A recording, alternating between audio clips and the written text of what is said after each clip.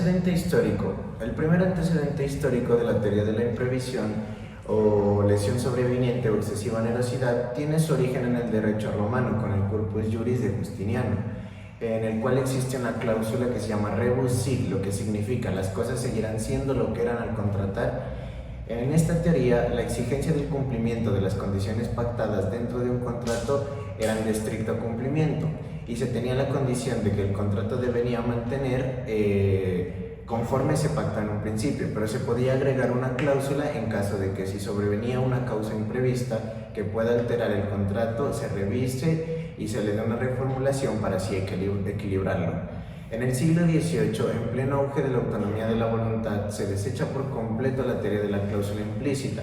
Se acoge al máximo lo que el pacta sunt servanda y no se revisan los contratos por causas imprevistas y sobrevinientes, sino que se debía tener en cuenta al momento de suscribir el contrato que todas las sobreviniencias o cosas que podían pasar dentro del contrato. Una de las teorías más importantes son las cláusulas rebus sic de statimbus. Esta teoría se erige en la voluntad de las partes contratantes, ya que éstas mantendrán el contrato, siempre y cuando estén vigentes las condiciones bases de él. Otra teoría es la teoría de la presuposición de Wittgenstein del siglo XIX. Se basa en la declaración negocial que se emite bajo la presunción de que la voluntad es condicionada para el efecto jurídico que se persigue. Si de la presunción no se realizan las consecuencias jurídicas del negocio jurídico, esta no tiene sustancialmente razón de ser y debe quedar sin efecto.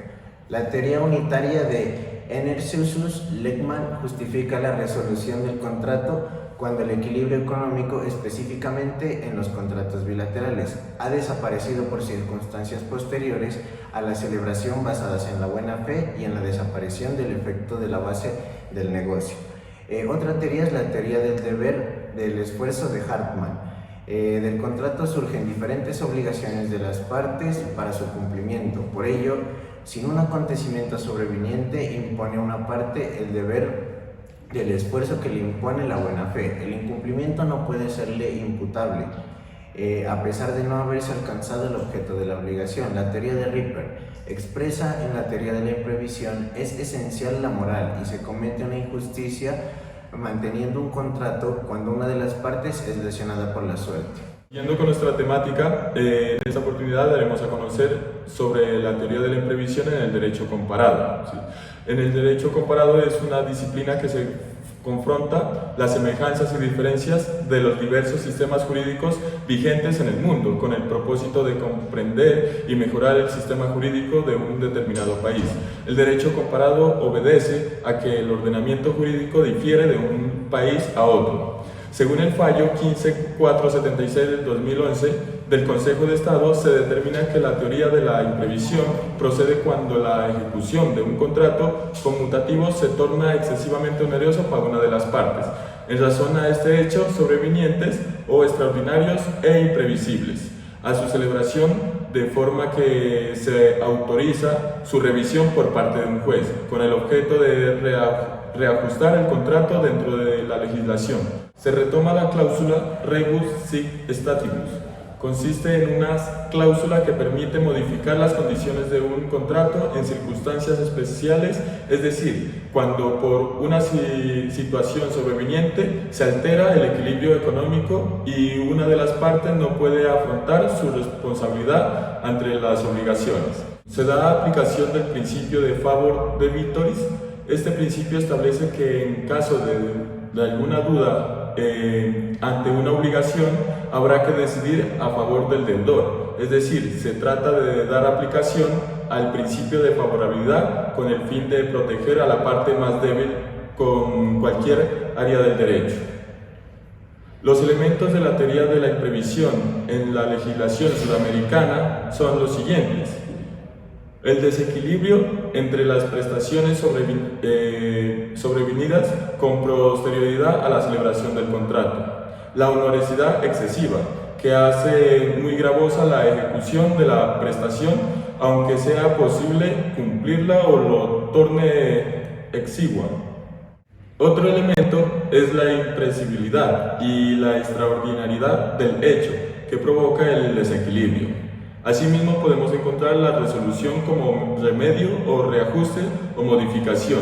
Y por último, la exclusión del remedio cuando es por culpa o por mora. Para la teoría de la imprevisión en Colombia, encontramos que los autores Janet Barbosa y Ariel Neiva mencionaron a la teoría de la imprevisión, la cual es la que opera cuando se dan los siguientes elementos. Dentro de los elementos encontramos que primero se convierta en excesivamente onerosa por el acontecimiento de hechos sobrevenientes, imprevistos, imprevisibles, no imputables a quien lo alegue, ni acontecidos durante su mora y cuyos efectos jurídicos van a permitir a la parte solicitar una revisión judicial, suspensión, resolución y buscar una terminación o la modificación del mismo contrato que está desequilibrado.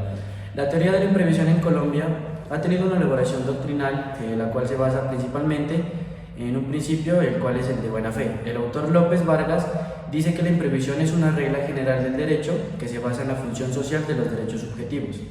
Además, dentro de este encontramos que el desarrollo más importante de la imprevisión en Colombia como norma jurídica se dio en el proyecto de unificación del Código de Derecho Privado del autor Valencia Sea.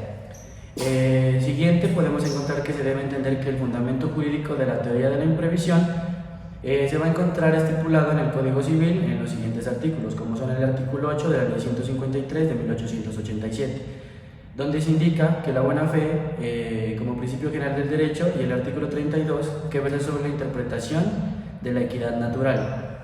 Para materia de contratos encontramos que se encuentra un impedimento en la aplicación de la teoría de la imprevisión. Aún así, encontramos en el artículo 1603 la estipulación de la buena fe para los contratos y se permite la aplicación del principio, aclarando que servirá solamente para contratos de forma conmutativos y que no van a ser extensos.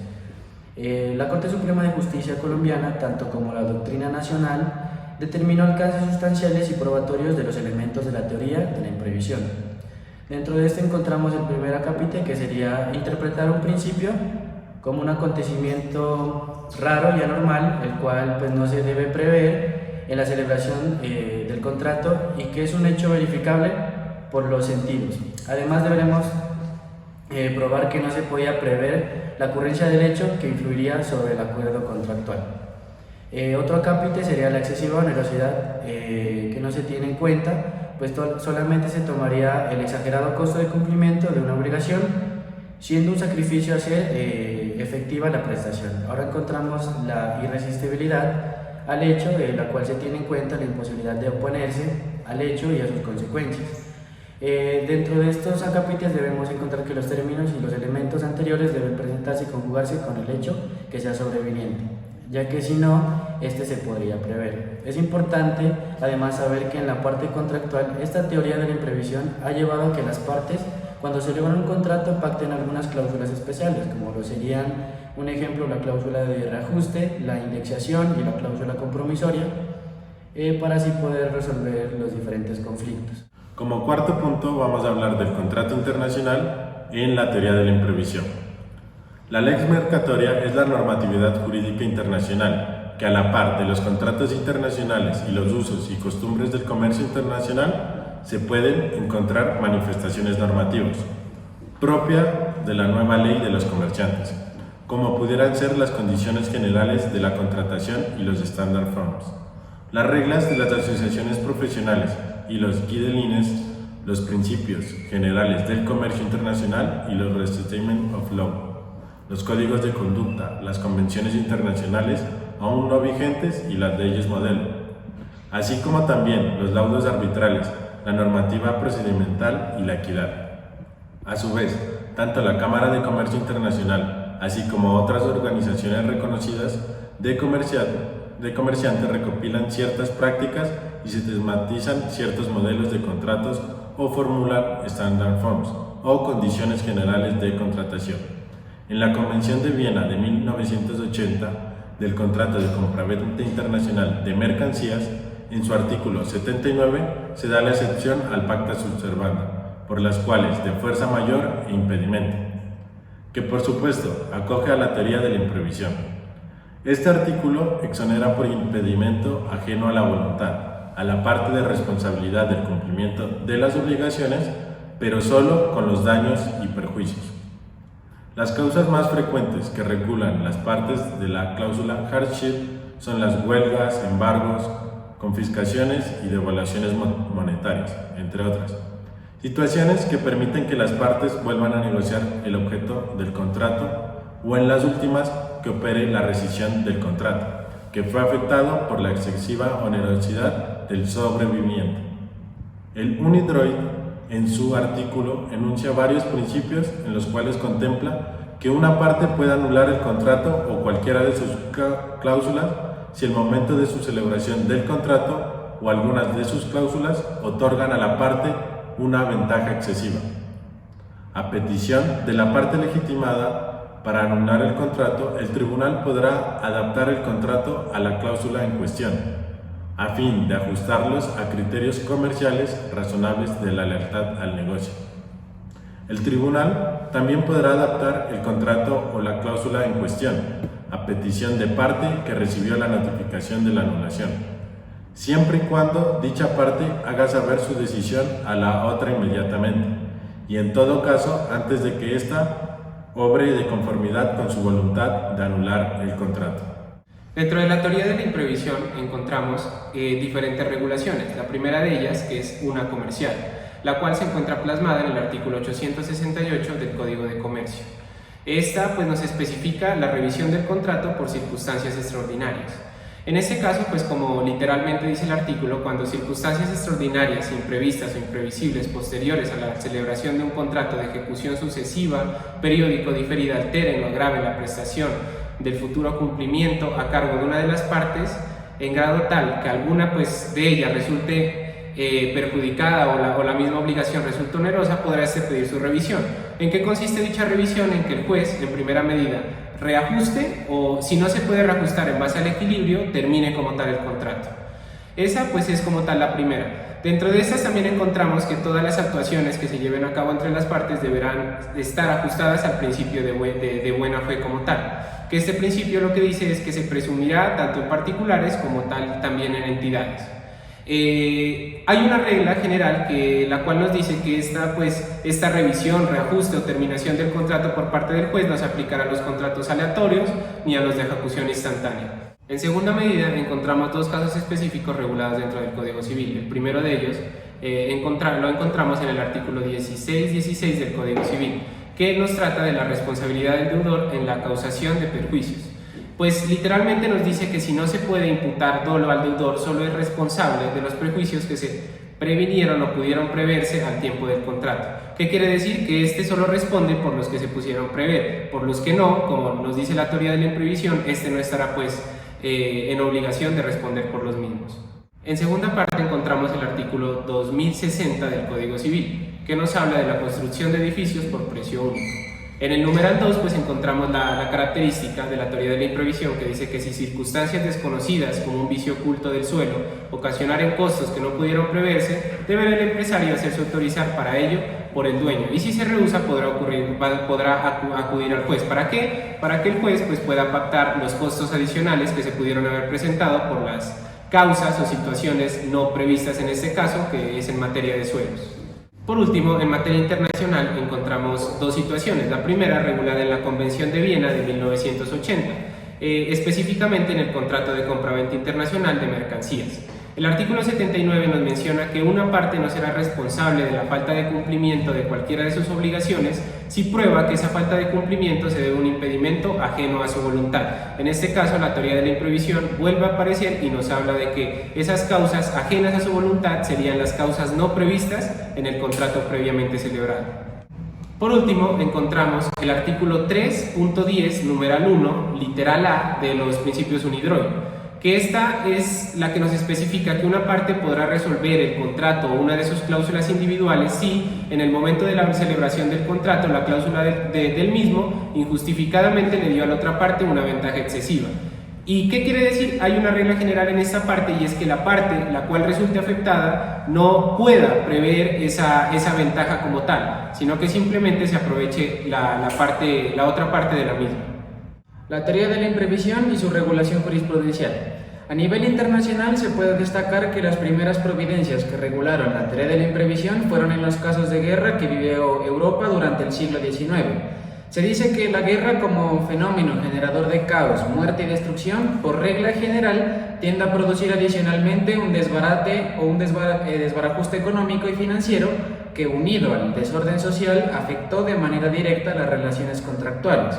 En tanto, pues coloca a las partes inmersas en una relación negocial en posiciones que hacen sumamente gravoso el cumplimiento de los contratos, o que por lo menos coloca a una de ellas en serio riesgo de que incumpla el mismo.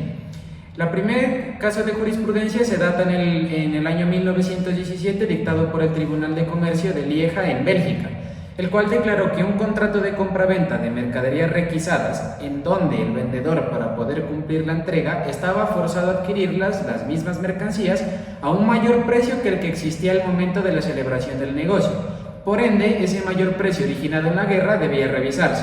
El tribunal absolvió al implicado de tal prestación, pues consideró que obligarlo a cumplir sería contrario a la equidad y a la intención evidente de las partes, ya que el vendedor, de buena fe y sin haberse hecho culpable de falta alguna, se encontraba en la imposibilidad de comprar las mercancías en las circunstancias de precio vigentes al momento del pago. El segundo caso data también del 28 de abril de 1920 y fue hallado por el mismo Tribunal de Lieja en Bélgica.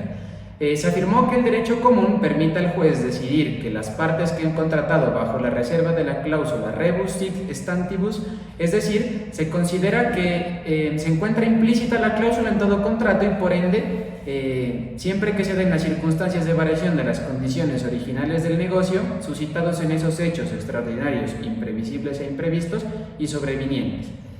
A nivel nacional en Colombia, la Corte Suprema de Justicia se ha pronunciado respecto de la teoría de la imprevisión, exponiendo 3 sentencias fundadoras de línea, las cuales pues son las más relevantes dentro del ámbito de aplicación de la teoría de la imprevisión. Se va a analizar una de ellas, que es la más importante, la del 25 de febrero de 1937 del magistrado ponente José Francisco Mujica. Se dice que constituye realmente la sentencia fundadora de línea y la primera manifestación concreta a nivel jurisprudencial del reconocimiento de la teoría de la imprevisión como fuente de derecho en Colombia.